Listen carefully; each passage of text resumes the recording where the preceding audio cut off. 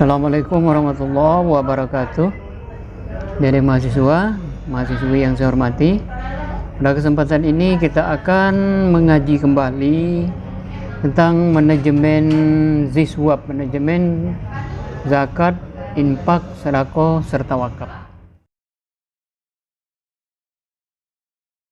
Pada kesempatan ini kita akan melihat perkembangan pengelolaan zakat dari era klasik. Pada zaman klasik, pengelolaan zakat di era klasik ini dimulai dengan periode Nabi kita Muhammad SAW. Dalam bidang pengelolaan zakat, Nabi Muhammad memberikan contoh dan petunjuk dan serta operasionalnya. Manajemen operasional yang bersifat teknis tersebut dapat dilihat pada pembagian struktur amil zakat yang terdiri dari yang pertama kita kenal dengan katabah atau petugas yang mencatat para wajib zakat. Kemudian yang kedua ada hasabah, petugas yang menaksir atau menghitung berapa yang harus dikeluarkan, kemudian menghitung nisab zakat harta. Kemudian yang ketiga jubah atau petugas yang menarik mengambil zakat dari para muzaki. Kemudian yang keempat ada khazanah, petugas yang menghimpun dan memelihara. Artinya menghimpun kemudian memelihara harta-harta zakat. Kemudian yang terakhir kita kenal dengan kosama, petugas yang menyalurkan atau mendistribusikan zakat yang dikeluarkan oleh orang yang mengeluarkan zakat kepada yang berhak menerima zakat. Kemudian itu pada zaman Nabi Muhammad SAW. Kemudian yang kedua, manajemen zakat pada masa Khalifah Ur-Rasyidin. Pada masa ini dimulai pada periode pertama, yaitu sahabat Nabi Muhammad SAW, Abu Bakar Siddiq radhiyallahu anhu. Pengelolaan zakat pada masa Abu Bakar Siddiq sedikit mengalami kendala. Pasalnya beberapa umat muslim menolak membayar zakat. Mereka meyakini bahwa zakat adalah pendapat atau pendapatan personal Nabi Muhammad SAW. Menurut golongan ingkar zakat ini, zakat tidak wajib ditunaikan pasca wafatnya Nabi Muhammad SAW. Pemahaman yang salah ini hanya terbatas di kalangan suku-suku Baduy. Kemudian pada periode yang kedua ada sahabat Nabi Umar bin Khattab radhiyallahu anhu. Umar ibn al-Khattab salah satu sahabat Nabi yang menetapkan suatu hukum berdasarkan realitas sosial. Di antara ketetapan Umar radhiyallahu an adalah menghapus zakat bagi golongan mu'allaf. Mu'allaf itu orang yang baru masuk Islam, enggan atau dia tidak mau memungut sebagian zakat tanaman karena mereka merupakan ibadah pasti, mewajibkan kharat atau sewa tanah, kemudian menerapkan zakat kuda yang tidak pernah ditetapkan pada masa Nabi Muhammad SAW. Kemudian pada masa berikutnya yang ketiga pada masa Utsman bin Affan radhiyallahu anhu. Pengelolaan pada masa Utsman ini dibagi menjadi dua, zakat amwal az-zahirah, harta benda yang tampak seperti binatang ternak, kemudian hasil bumi. Kemudian yang kedua zakat al-amwal al-batiniyah, harta benda yang tidak tampak atau tersembunyi seperti uang atau barang perniagaan. Zakat kategori pertama dikumpulkan oleh negara, sedangkan zakat kategori yang kedua diserahkan kepada masing-masing personal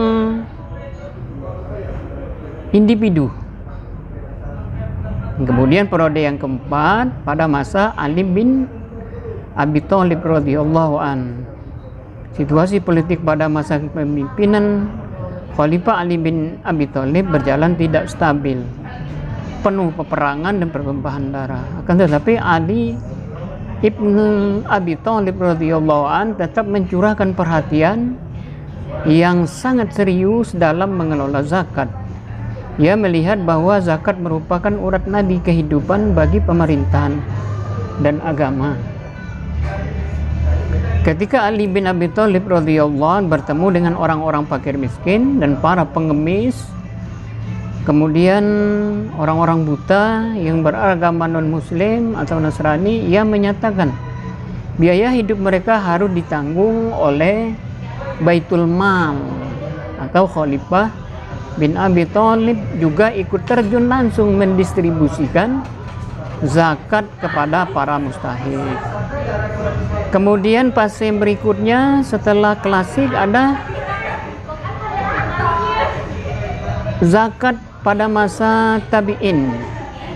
Pada masa tabi'in ini dimulai dengan Umar bin Abdul Aziz pada tahun 717 Masehi. Umar bin Abdul Aziz adalah orang pertama yang mewajibkan zakat dari harta kekayaan yang diperoleh dari penghasilan usaha atau hasil jasa, termasuk gaji, kemudian honorarium, kemudian penghasilan sebagai profesi, dan berbagai harta mustafad lainnya. Sehingga pada masa kepemimpinannya dana zakat melimpah ruah tersimpan di Baitul Mal wa Tamwil. Kemudian petugas amil zakat sulit mencari golongan fakir miskin dan membutuhkan harta. Beberapa faktor utama yang melatar belakangi kesuksesan manajemen pengelolaan zakat pada masa Khalifah Umar bin Abdul Aziz. Yang pertama, adanya kesadaran kolektif dan pemberdayaan Baitul Mal yang optimal. Yang kedua, komitmen tinggi seorang pemimpin yang didukung oleh kesadaran umat secara umum untuk menciptakan kesejahteraan, solidaritas, dan pemberdayaan umat. Kemudian yang ketiga, kesadaran kalangan muzaki atau pembayar zakat yang relatif mapan secara ekonomis dan memiliki loyalitas tinggi. Kemudian yang keempat, adanya kepercayaan terhadap birokrasi atau pengelola yang mengelola zakat. Kemudian pengelolaan zakat dari berbagai negara. Mesir, manajemen zakat jaringan di Mesir terdiri dari 4 elemen. Yang pertama, zakat sukarela atau komite yang tidak berafiliasi dengan institusi manapun, artinya yang swasta. Kemudian yang kementerian dan jaringan wakaf dengan organisasi nirlaba. Kemudian yang ketiga, Nasir Sosial Bank atau kelompoknya. Kemudian yang keempat, Bank Islam Mesir, Faisal dan kelompoknya. Zakat dibayarkan secara sukarela kepada para kolektor di atas dan didistribusikan oleh komite zakat di atas kepada para mustahik dengan pertimbangan masing-masing komite zakat. Kemudian yang kedua, Yordania. Di negara Yordania, setelah dievaluasi dan disetujui oleh Direktorat Zakat di Yordania, uang zakat dapat dibagikan kepada pihak yang direkomendasikan oleh pembayar zakat, dan pembayar zakat juga menerima bukti pembayar yang dapat digunakan untuk mengurangi pajak ke negara atau konsesi pajak. Dengan cara ini, Direktorat Zakat mampu merespon kebutuhan khusus dari suatu komunitas seperti pembagian zakat kepada pihak-pihak khusus semacam itu sebagai tetangga dan kerabat dekat muzaki yang miskin. Kemudian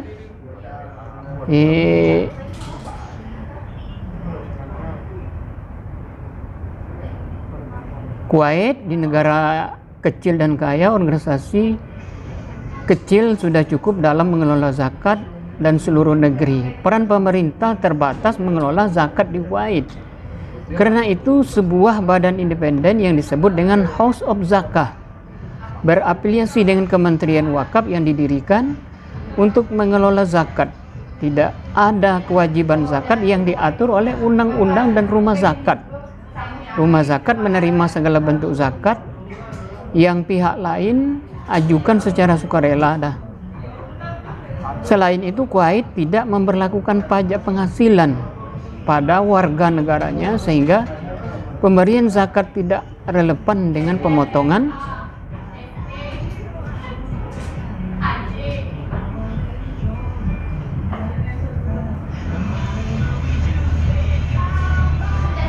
Kemudian yang D, Pakistan.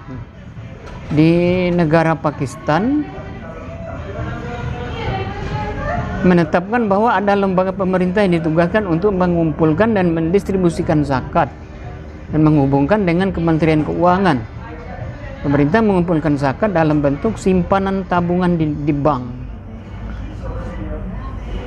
Pemerintah mengumpulkan zakat dalam bentuk simpanan tabungan di bank, tabungan di kantor pos, saham, sekuritas, asuransi, kemudian juga produk pertanian.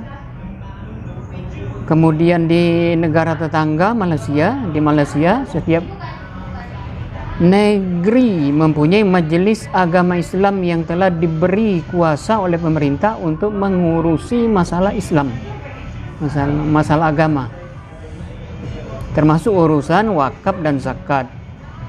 Majelis agama Islam terdapat di 13 negeri: Selangor, Johor, Perak, Terengganu, Pulau Pinang, Kelantan, Pahang, dan segala macam. Di bawah Majelis Agama Islam terdapat organisasi dan kantor yang bertanggung jawab untuk zakat dan wakaf. Salah satunya adalah Pusat Pungutan Zakat PPZ. PPZ yang pertama kali beroperasi Januari 1991. Manajemen PPZ berada di bawah perusahaan Hatsauti SDN Bernat yang bertanggung jawab akan manajemen PPZ di hadapan Majelis Agama Islam. Kemudian di Indonesia, menurut Undang-Undang Nomor 23/2011 tentang pengelolaan zakat. Jadi Undang-Undang Zakat di negara kita 23/2000 tahun 2011 tentang pengelolaan zakat. Di pasal 1 itu juga dijelaskan bahwa Basnas adalah lembaga yang mengelola zakat secara nasional. LAS adalah lembaga yang dibentuk oleh komunitas yang memiliki tugas membantu pengumpulan dan pendistribusikan dan pemanfaatan dana zakat. Nah, mungkin itu sejarah singkat tentang perkembangan zakat dari Nabi Muhammad SAW sampai ke negara kita, sehingga terbentuklah undang-undang di negara kita, undang-undang zakat. Mungkin adik-adik nanti dapat dipahami, kemudian di komen, kemudian jangan lupa di subscribe, dan saya sudahi. Wassalamualaikum warahmatullahi wabarakatuh.